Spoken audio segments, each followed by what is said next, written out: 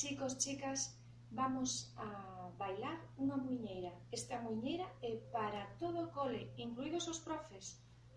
Empezamos. O primeiro punto é así.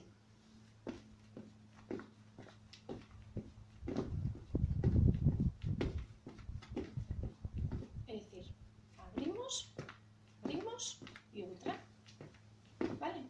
Abrimos,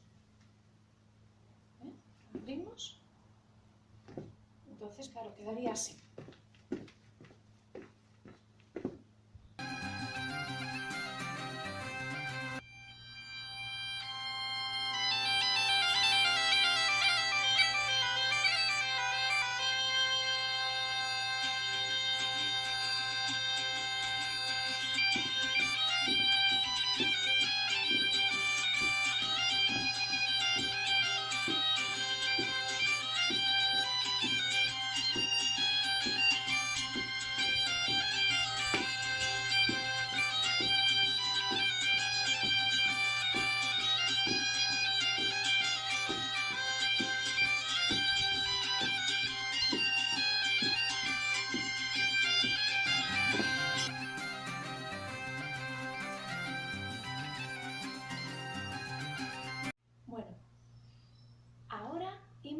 Co segundo punto.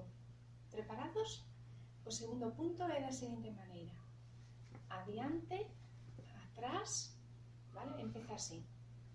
Adiante, atrás, entón sería adiante, atrás, abrir, abrir e pechar. Adiante, atrás, abrir, abrir e pechar. Intercalando os pés. Si sodes capaces, se non facedelo só con un pé, vale? Sería así.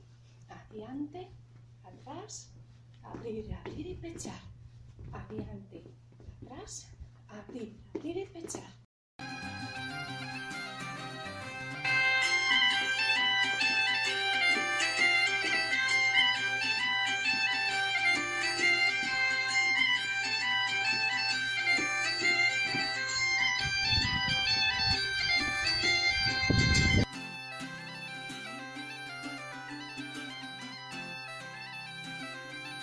Finalmente, imos co terceiro punto. O terceiro punto é da seguinte maneira.